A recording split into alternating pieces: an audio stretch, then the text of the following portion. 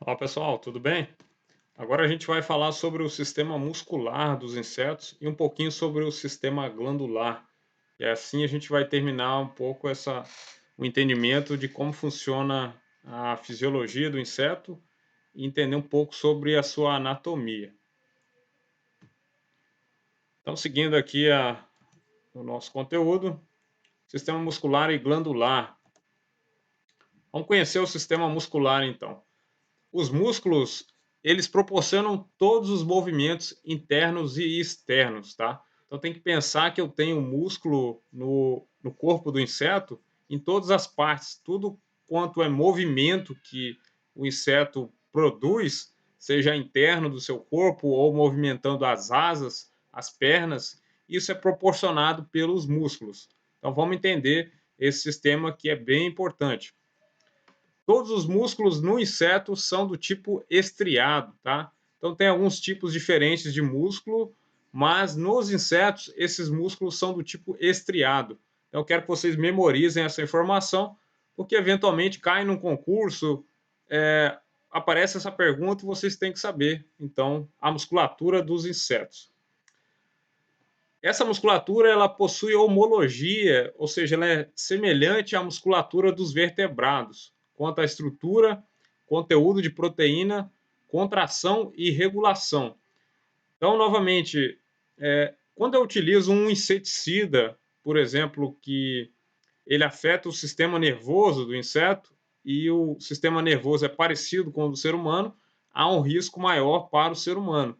Da mesma forma, se eu utilizar um inseticida que vai afetar o sistema muscular, eu tenho que lembrar dessa homologia para dimensionar riscos, tá?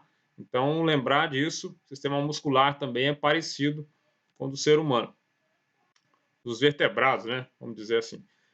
Comumente, os músculos são translúcidos, eles não têm uma cor definida e alguns podem ser acinzentados quando a gente está fazendo um corte, quando a gente está abrindo um inseto. Tá? É muito comum é comum, né? O ideal seria a gente abrir um inseto para dar uma olhada, tá?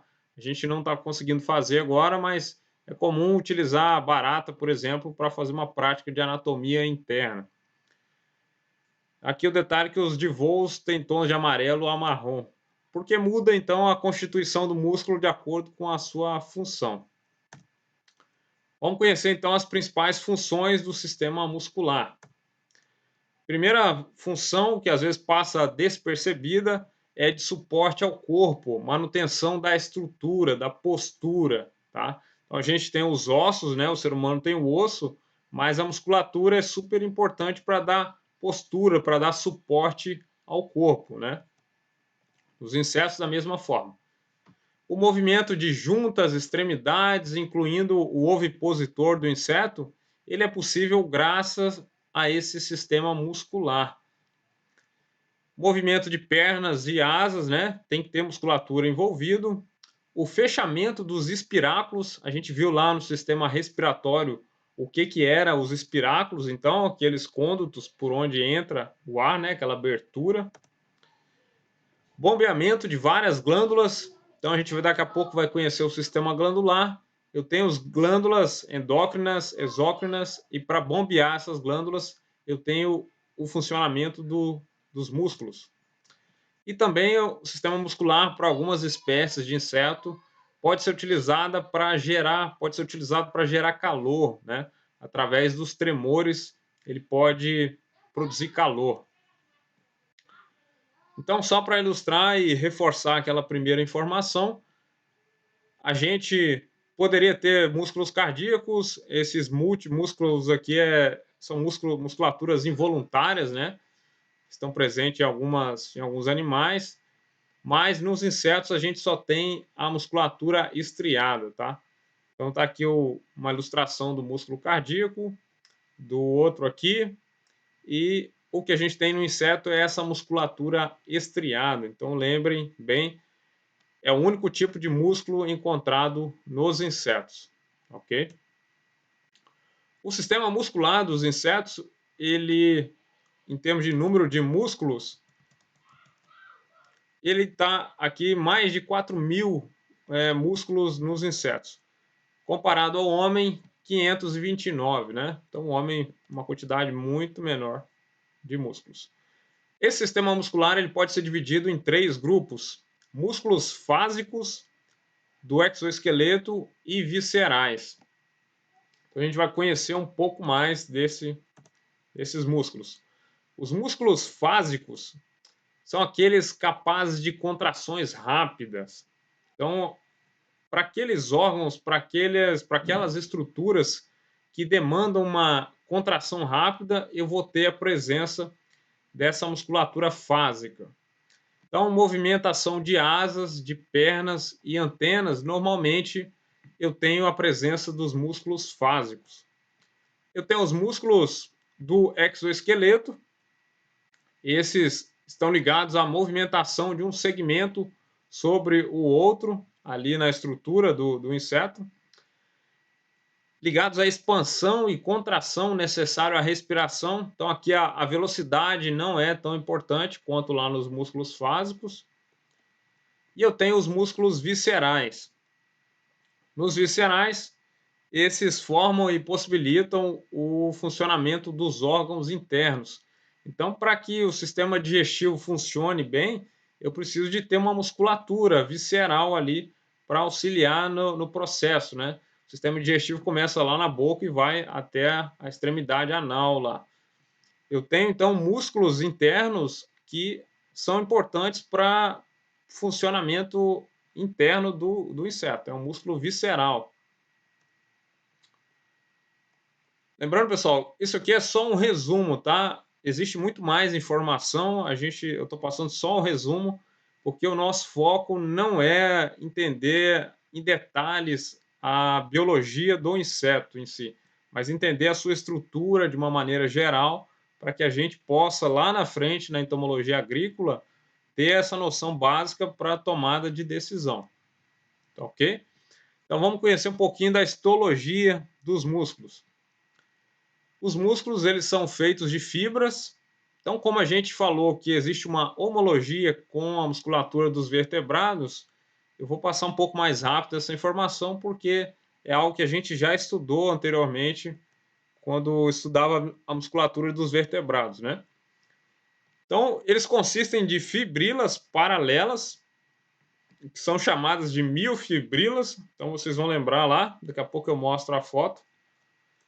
Essas miofibrilas, elas são banhadas num plasma nucleado, que é chamado de sarcoplasma. E o sarcoplasma ele é rico em actinomiosina, que é uma proteína com propriedades contráteis. Então lembram lá da actinomiosina? E essa contração depende do estímulo nervoso sobre as fibras. Então percebam que os sistemas todos que a gente já viu, eles estão interligados. Eu tenho o sistema nervoso, que é importante para dar o estímulo nervoso sobre as fibras musculares. Eu tenho o sistema muscular, que é importante para o funcionamento do sistema digestivo. Então, todos esses sistemas estão ligados, tá? A nossa separação é apenas para entendimento, é uma questão meramente didática. Então, aqui a foto mostrando as fibrilas, são esses rosas aqui, ó, que são chamadas de miofibrilas, né? Está mostrando um pouquinho aqui sobre a sarcolema e outros detalhes aqui, o retículo sarcoplasmático, o sarcoplasma, mostrando as mitocôndrias, tá? Então é só para lembrar da estrutura do músculo, basicamente. Aqui uma foto onde a gente tem uma versão que amplia, né? Aqui o músculo inteiro, desenho do músculo inteiro. Dentro do músculo eu tenho a célula muscular, né? A fibra muscular. Na fibra muscular eu tenho então a miofibrila, que está aqui. E essa miofibrila está mostrando aqui a posição do sarcômero, né? Aqui no C. E aqui outros detalhamentos, né? Aprofundando mais a visão. Aqui na miofibrila eu vou ter então o filamento de miosina e de actina. Tá? É um detalhamento aqui da biologia do músculo em si. Agora, a gente fala do arranjo dos músculos, né? Esses músculos, eu tenho que lembrar que eles estão presos,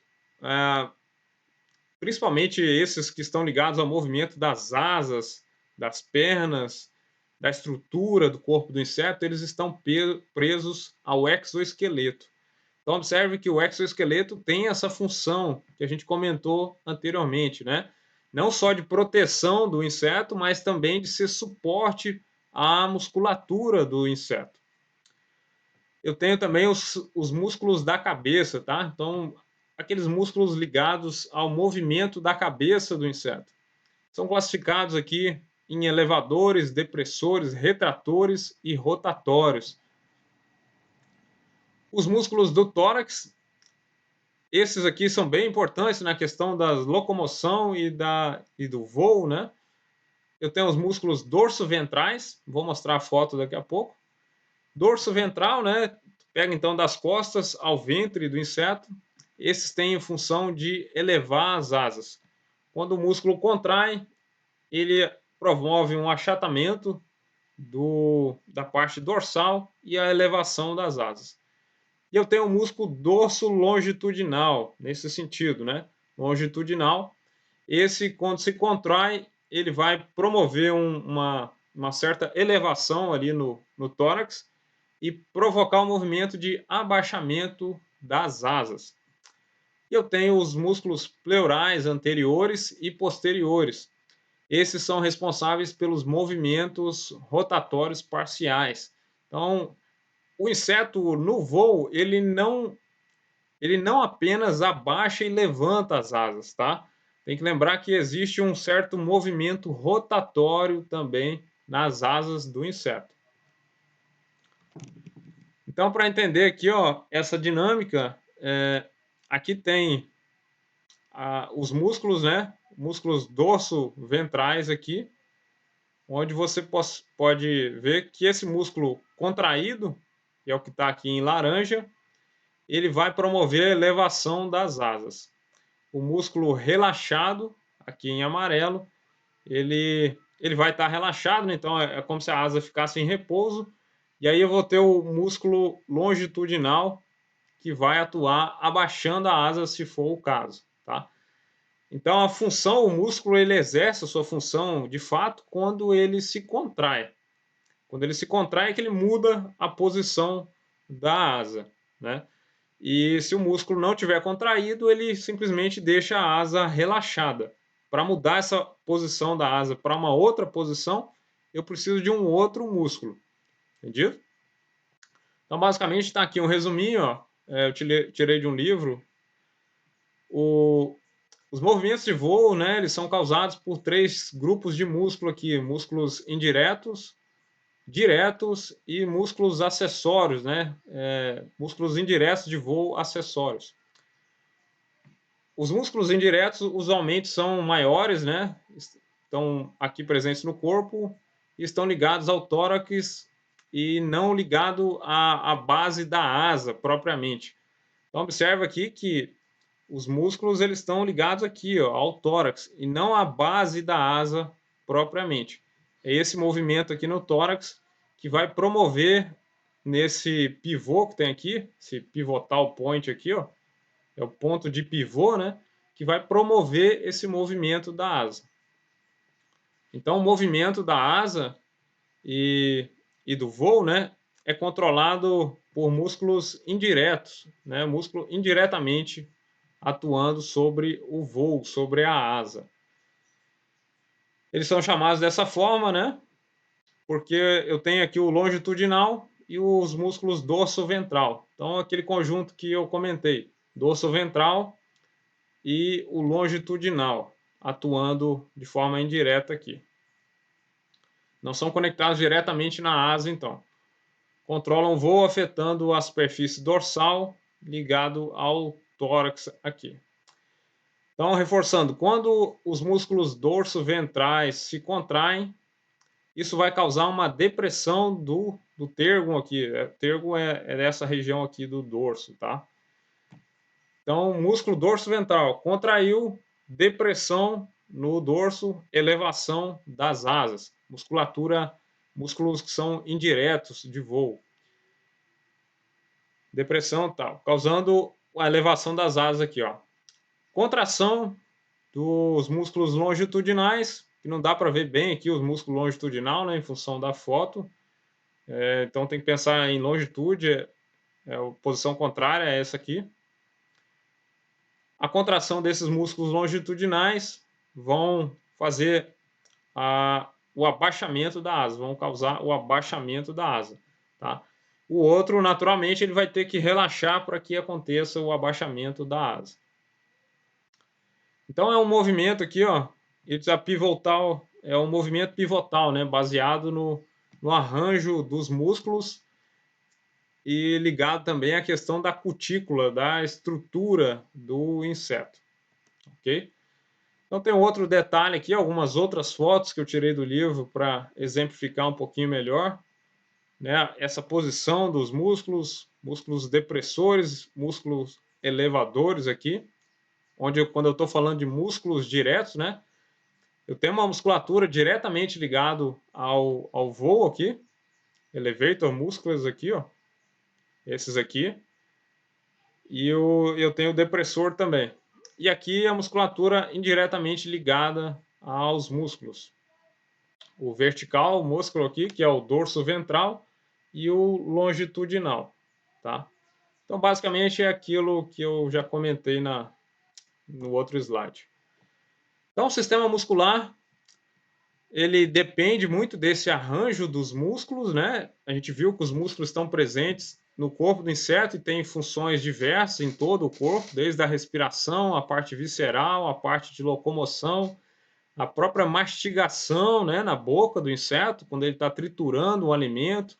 O sistema muscular está envolvido em todas essas etapas.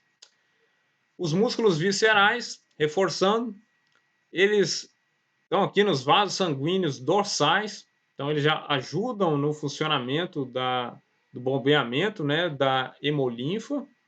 Eu tenho órgãos pulsáteis e diafragma, então eu preciso desses músculos viscerais para esses órgãos funcionarem. Eu tenho a questão do canal alimentar, né? Eu também tenho músculos viscerais no canal alimentar do inseto. Logicamente que a quantidade de músculo, a importância deles varia conforme a espécie de inseto. Se eu estou falando de um cupim que se alimenta de madeira, ou se eu estou falando de um percevejo que se alimenta da seiva de uma planta, tá? Órgãos reprodutivos e dutos, né? Na fase de reprodução, ali no sistema reprodutivo, eu também tenho músculos que são importantes para poder promover o funcionamento, né? E promover a oviposição, tudo isso é importante. E eu tenho músculos envolvidos com órgãos de defesa, como é o caso da glândula venosa e outras glândulas que precisam da musculatura visceral. E também tem os túbulos de Malpighi aqui, que está ligado ao sistema digestivo, sistema excretor do inseto, onde o músculo visceral é importante, tá? Destacando nesse slide o músculo das pernas aqui, ó. Nas pernas, o que eu tenho? Músculos extensores, flexores e rotatórios. Então, dependendo do movimento que eu vou fazer, como eu comentei anteriormente, né? Se eu preciso de um movimento, eu preciso de um músculo atrelado, tá? O músculo em repouso, ele não faz o movimento. Então, o músculo aqui, ó, em azul, né? O músculo flexor vai flexionar a perna. E eu tenho em verde um músculo que é o extensor, aqui na perna do gafanhoto, tá? E esses músculos, eu tenho músculos aqui, ó, em par, músculos antagonistas, né? Quando um relaxa, o outro contrai. Então, é esse funcionamento de um relaxa, o outro contrai, e assim eu vou tendo o músculo funcionando, ok? Então, é um sistema mais ou menos semelhante ao dos vertebrados, que a gente já tem uma noção melhor por conta lá do ensino médio, né? Que a gente já viu um pouco sobre isso.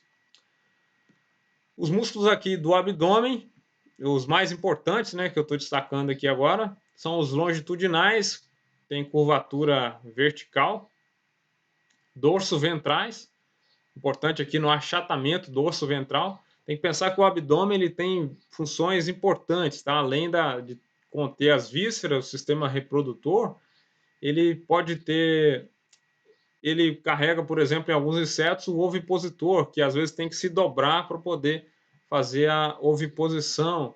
Ele pode ter um órgão de defesa, né? Tem uma estrutura de defesa lá, as pinças, igual tem no Dermatra, e ele tem que ter esse movimento para poder capturar as presas. Então, esse movimento do abdômen, ele é possível com esses músculos longitudinais dorso-ventrais aqui, ó. Que é mais ou menos semelhante ao que eu já comentei lá para as asas, tá? Eu tenho os transversais ou alares aqui, são músculos associados ao coração, então estão ligados ao funcionamento ali do sistema circulatório também. E eu tenho os oclusores das traqueias, que são aqueles músculos ligados à abertura dos espiráculos ou fechamento. Então, dependendo da situação ambiental, pode ser que o inseto tenha necessidade de fechar um pouco o espiráculo para controlar a perda de água, né? Lembrando lá que o espiráculo ele entra oxigênio, sai CO2 e pode ter perda de água por ele. Então, essa musculatura, oclusor de traqueia, também é importante. Agora a gente conhece um pouco do sistema glandular. Lembrando que a glândula, o que é uma glândula, né? É a célula ou uma associação de células que são produtoras de secreção, tá? Isso é o que a gente chama de glândula, então. Uma célula ou associação de células que secreta. Esse sistema glandular, essa glândula, ela pode ser exócrina ou endócrina. Então é só lembrar que exo é para fora, tá? Então exócrina é aquela glândula que secreta algo para o ambiente externo. E endócrina é a glândula que secreta algum hormônio, alguma substância química para a corrente sanguínea, né? No meio da hemolinfa, por exemplo, do inseto, tá? Então endócrina para dentro. O uso é interno no inseto.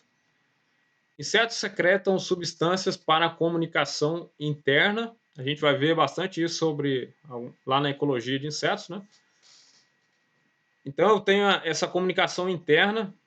Quando eu uso, por exemplo, uma glândula endócrina, eu posso estar mandando uma informação que é para começar a equidise, que é para degradar o exoesqueleto, degradar ali o tegumento, né, para poder fazer a equidise, a troca, a muda do inseto ali.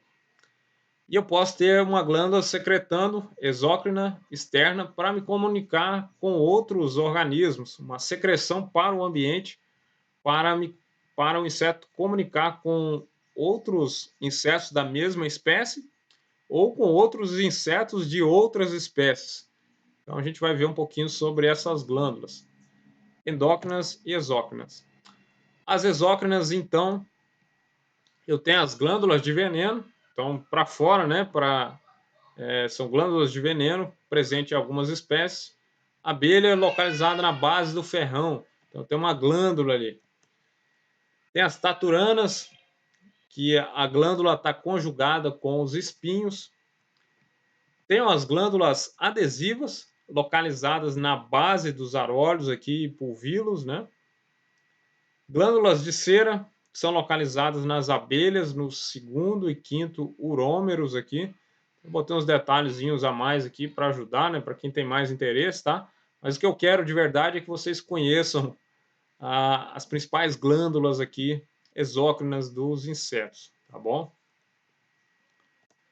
Então tem que lembrar que eu tenho glândulas quando tem a produção de alguma substância. Tem as glândulas de laca. Eu falei um pouquinho anteriormente sobre as cochonilhas, né, produtoras de laca. Então existe uma glândula responsável por essa secreção da laca. Tem glândulas de espuma. Uma das principais pragas que a gente estuda lá nas pastagens é a cigarrinha das pastagens. E ela produz uma espuma, assim, né? Uma aguinha cheia de bolinhas que fica na base do capim ali. Então, a cigarrinha das raízes da cana-de-açúcar, cigarrinhas da pastagem, tem essa glândula de espuma. Tem as glândulas dérmicas, essas formam a camada de cimento da epicutícula. A gente falou um pouquinho da glândula dérmica quando a gente iniciou o estudo lá do tegumento. Tem também as glândulas cefálicas aqui. labiais, sericígenas, produtoras de seda, glândulas repelentes, né? Então, o hemiptera tem a glândula, acho que todo mundo já pegou esses percevejos aí, que dá um cheiro muito forte, né? A gente consegue perceber também esse odor que ele emite, né? Alguns odores, algumas substâncias que os insetos emitem no ambiente, o ser humano não consegue perceber. Só outros insetos ou insetos da mesma espécie conseguem perceber. Não é o caso, né, do Pentatomidae aqui, ó, família Pentatomidae do percevejo, né? Scuteleridae sidneidae aqui. Dá aquele cheiro forte, então, em alguns percevejos quando você esbarra neles. Né? É uma glândula repelente, é para repelir, né? Algumas estão ligadas também ao aviso, né? Para disparar um alerta e avisar os outros que tem uma ameaça ali. Outros para repelir realmente, para que inimigos não se aproximem dele. As baratas também têm essa glândula repelente, né? Quinto e sexto urômero ali das baratas. E a lagarta dos citros aqui também. Tá? Tem as glândulas que são atraentes, essas têm já a função da atrativa, né? Secretam para atrair. Tem glândulas protoráxicas ligadas aqui a. Então, ali no tórax eu tenho essas glândulas protoráxicas que estão ligadas à produção do equidissônio. Equidissônio é o hormônio ligado à equidise.